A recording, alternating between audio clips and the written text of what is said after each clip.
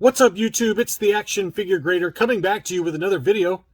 And I wanted to talk today about Grail hunting and the challenges of hunting for your quote-unquote holy grail, whatever that is, in these boom times for graded or ungraded collectibles. Prices are just through the roof for pretty much everything. Pretty much every toy line, and whether vintage or modern, prices are up. What is your grail? And we're going to dig into that. We're going to dig into the challenges of trying to put together funds for a grail, the challenges of finding the grail, and the question of whether to wait for the next downturn. And this video sort of came out of a comment that I wanted to show you guys. This was from my comments, or my video about the recession, and it got a lot of views. You guys really seem to like it, or YouTube seemed to want to share it with people who don't watch my channel, because it got like 3,000 views in 2 days. And one of the commenters, George Anthony, said, and thank you, George, for the comment, so in your opinion, and if a recession does happen, I'm not saying if it's going to happen, it's when it's going to happen. There will be another recession at some point. I don't know when that's going to be, but I do know there will be one, not if.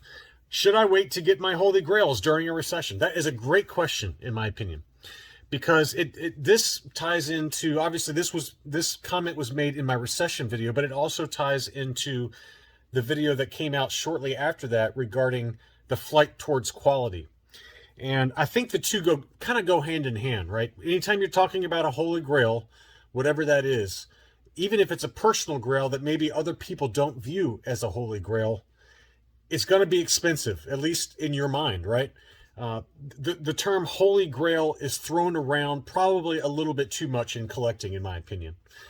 A lot of people will post something on Facebook and say, I'm looking for my holy grail, and it's, you know, something that's really easy to acquire and not particularly expensive sometimes. But it's not my right to judge what people consider to be their holy grail. And everyone's opinion of a holy grail is different. So as you guys watch this video, I'd appreciate your comments, and maybe we can do a follow-up video if I get enough good, thoughtful commentary from you guys about what you consider to be a holy grail. Are you looking for it? How long have you been looking for it? What are your challenges so far trying to find it or pay for it? And all of those topics can kind of go hand in hand. And the only way that I know to kind of talk about a quote-unquote holy grail, and I don't have many of them, quite honestly, in my opinion. Most of my collection, I would say, anybody could put together with enough patience and with enough effort to try and find the items. I've got a few items that I think most people wouldn't even care about that other collectors would view as holy grails, and you can kind of see some of them right here. I've got a few of these Russian-made Oratet Bossk bootlegs based on the Power of the Force 2 mold that, you know, one of them is one of like 3 or one of 4. Another one is one of 2 or 3. They have a very specific color scheme that is very difficult to find. And, you know, most collectors wouldn't even care about it. They think they're ugly, and it's like, whatever, it's not really that great. Other collectors who are bootleg collectors might look at those and say, wow, that's a really nice item because it's extremely rare. And, you know, so I would consider those more like personal grails, right? And while I'm talking, I'll go ahead and pull some of them down. Let's go ahead and show this. So this is the metallic orange Bossk. You guys have seen this on my channel a million times. This is the Russian-made bootleg. Very difficult to find. This was graded 90. And then the one I got before that is another one that's very difficult to find, the metallic green Bossk. Now, again, I consider those to be personal grails. And those took quite a bit of legwork from me. Maybe not the green one. The green one, it was pure luck. It was on eBay late at night, and I just happened to be awake and I bought it. But this orange one was not. This one was, it took a lot of work, and it took a lot of hunting around and contacting people that I found on forums, and just, it took hours, many hours of finding someone who had it, and it did work out in the end, but it was not an easy process. So you know, and this is a case of rarity and a personal grail of mine that I just wanted to add to the collection if possible. I didn't think I'd actually add the pink one. The pink one is, or not the pink, but the metallic orange, very difficult to find. This is one of only 3 or 4 examples out there in the world, known to my knowledge. So that's one definition of a grail, is a personal grail, right? But then you have others that I think most Star Wars, seasoned Star Wars collectors, vintage collectors would consider to be holy grails within the line. And for me, the biggest one in my collection is obviously this one. This is the Toxic Limbs Spanish puck Bossk.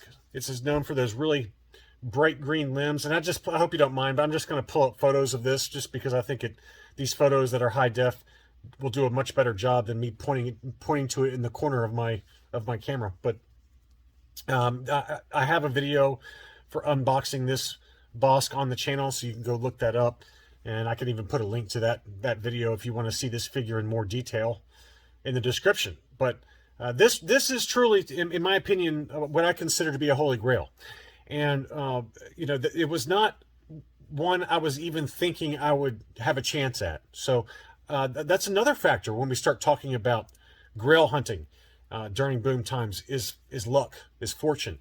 Again, you know, this metallic green one, this is one of maybe 3 or 4 in the world. This was pure luck. I just happened to not be, you know, I had insomnia one night and I couldn't sleep. It was about 2 o'clock in the morning, U.S. time. And I went on eBay, and sure enough, somebody in Russia listed it. So I bought it. But that was just pure luck. This, again, was also a little bit of luck because this was owned by a friend of mine that I've known for a long time. And it came down to him offering it to me at a price that was too good to refuse. And so, you know, it was very kind of him, too, because I think he could have easily gotten more for this on the open market. But, you know, there's probably maybe, I don't know, a dozen of these, 2 dozen of these probably that exist. I don't know what the population report is for these Toxic Limbs, light green limbs, Bosks, but they are rare. They are very rare, and it's truly, if you guys know your Spanish figures, you guys know what you're looking at. It's a very, very rare figure. Now, the other factor that you gotta when you start talking about your grail hunting, especially during these boom times when the market is very, very expensive right now, is condition, right? And I think that the only way I was able to afford to add this holy grail to my collection was that it's an AFA 60, right? It's not a particularly high grade example of the Toxic Limbs light green skin Bossk. There are other higher examples, and they've been selling, you know, I've seen a few of them sell since this one, and all the prices have been anywhere from 25 to about 40 to 50% higher than what Matt charged me for this one. And again, I think part of it was friends' prices, but part of it was, you know, the condition was a little bit lower than some of the other examples that have passed through his hands or have been for sale on eBay, either graded or ungraded. The best way to get a hold of these Spanish figures, and really any grail, in my opinion, for the most part, is on Facebook. And that's another thing that I didn't touch on yet, is sourcing. Sourcing, where do you guys look for your holy grails? Because I can tell you right now, in my opinion, that eBay is going to be the last place, for the most part, that you're going to find a grail. Now, I just went and said that I found one of my personal grails on eBay. That is the exception rather than the rule. I very rarely find anything that is extremely rare or grail-like, in my opinion, for me, in my definition of grail-like, on eBay. It's just, it hardly ever happens to me. And, you know, certainly there are collectors out there that maybe don't have access or don't want to have access to some of the sales pages on Facebook, or they don't want to deal with Hakes or, you know, some of those other big consignment shops that deal with holy grails. We saw some in the last March auction at Hakes. We saw some true holy grails, some beautiful vintage prototypes, box flats. I mean, everything. The vintage Sears 3-pack with the cloud car palette. I mean, just stuff that is one of ones or one of fives type things.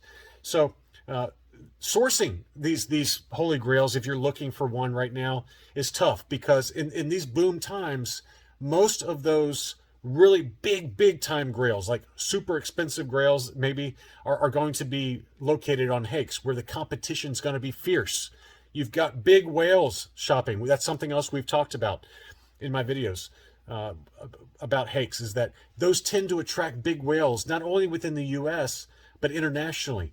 You got probably oil sheiks who don't know what to do with their millions and billions of dollars from oil sales, that they're plowing it into vintage collectibles and modern collectibles and graded video games. I know, I've heard from friends of mine within the graded collectibles industry, some of these auction houses, They're just parking money in these massive assets. And that's why a lot of like these graded Super Mario games are going for millions of dollars.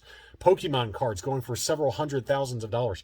So there's a lot of parking of cash in a high inflation environment in hard assets. And so when you get these Grail items, it attracts those big whales. So it's very difficult to compete against them if you have more humble means, like the average collector like us. I consider myself an average collector, and putting the money together for something like this Bossk was not easy. It was not easy. It took time, and I had to sell off some things. And so here's another photo of it. And the other thing that I wanted to kind of touch on, going back to, is rarity. This was the example that was featured, as it's noted in the AFA certificate of authenticity. This is the example that was in the first volume of Star Wars PvP POC Comprehensive Catalog by Javier Ruy Lopez, right? And so this is the book. Where is it? I've already lost it. I don't know if I pulled it up, but here we go. So you can see right here, this is the same figure that I have now, and that's a 1 of 1, right? So that's a 1 of 1. So when Matt offered me this beautiful example that was featured in the book, a book sample, so to speak, this is kind of, to me, a piece of collecting history. And going back to the original question about when should I get my Grail, a lot of it's going to depend on how often it's available, right? To me, I didn't want to particularly spend the money that I spent on this item, but I knew that the opportunities are becoming fewer and fewer for me to be able to get one of these. And when this one popped up, that was lower grade, that was a book sample and truly a 1 of 1, and a piece of collecting history, I knew that this was my only chance to really get it. This was kind of like the perfect storm of getting a piece of collecting history and also low grade enough that I could afford it, right? So at some point you have to make that judgment. I always preach patience, right? But sometimes you can't be patient, right?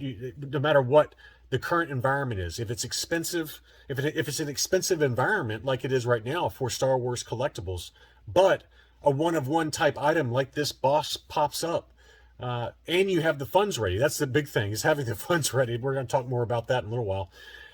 You almost have to pull the trigger no matter what the environment is. So, so going back to the original question from George, my question to him would be, what are your holy grails, right?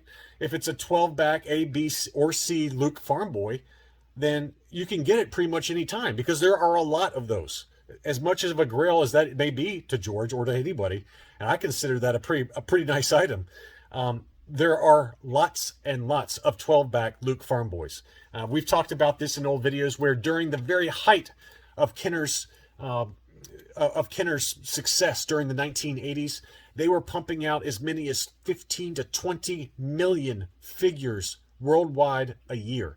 That is a ton of figures. Think about that. Compare that to like the Hasbro Vintage Collection now, where for each character you might get a run of 40 to 50,000. I mean, that's a massive difference. That just shows you how dominant Kenner was during the 1980s. They owned about 75 to 80% of the action figure market in the early 1980s. Before G.I. Joe, before Transformers, even really before He-Man, Star Wars owned the market, right? So, depending on the item, it might be readily available, and it comes down to just saving up money, right? So that's kind of the next topic, is how to save up the money for it. And for me, one of my big grails on the comic book side of things was Heir to the Empire #1. As you guys know, if you've watched the channel from the beginning, I am a massive Grand Admiral Thrawn fan. I absolutely love him as a character. One of my, if not my favorite character within all of the expanded universe.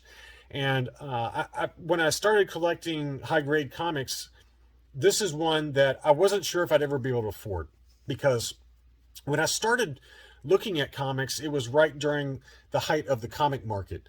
And this book was going for about $3,000, a little bit over that actually. And I was like, well, I'll never be able to afford a $3,000 piece of paper, right?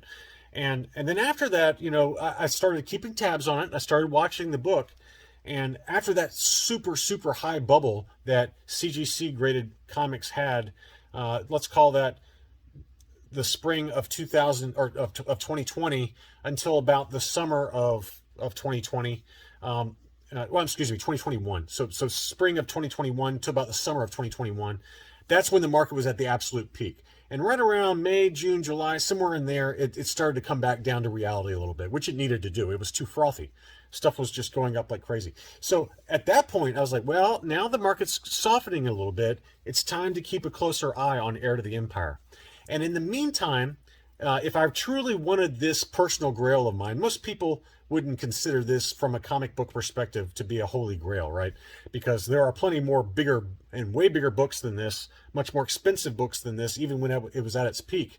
But for me, this is a personal grail. This is a personal grail for me. So I needed to start putting the funds together. And it was right around August or September that I started exploring selling off some of those items that maybe I didn't need in my collection. And I did that. I sold a number of items. And I also stopped buying stuff for about 2 months. And lo and behold, in the fall, right before the Book of Boba Fett came out, this one did go up for auction, and I was able to kind of time the bottom. And I would say that there was only 2 other examples for this book that sold on eBay at auction that were lower priced than what I paid for this one. And I did not buy mine on eBay. I did not buy mine on eBay. I bought it on a different comic auction website.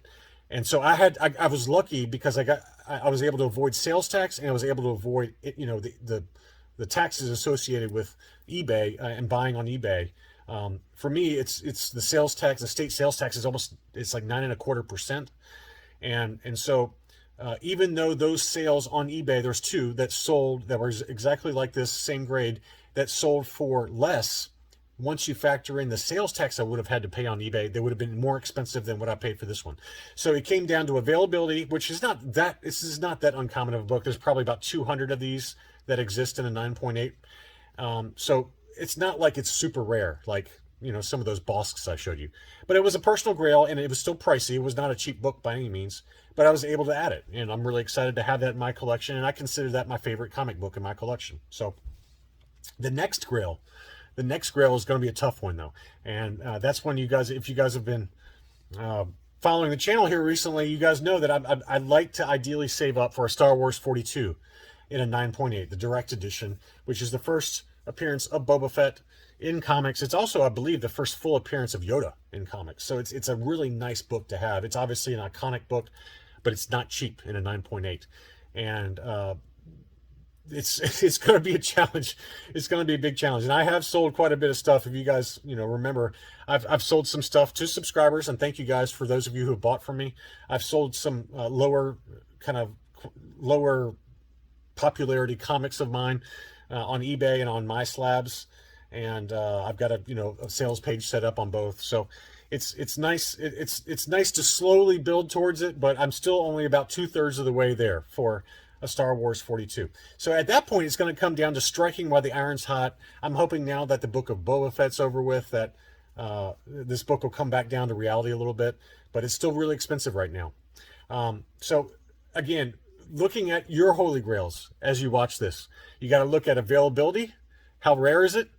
How are you going to put the funds together for it? And also striking while the iron is hot when that perfect opportunity comes along, like this Bossk did for me. And so now at this point, I think it's time to turn it over to you guys. I want to hear from you guys as to what your holy grail is, how you're looking for it, how you're paying for it, and what your success has been so far, and whether you plan on waiting for the next downturn, or it's going to be whenever it shows up is when I'm going to buy it because it doesn't come up enough. I'd love to hear from you guys. Thanks so much for watching, and I'll be back soon.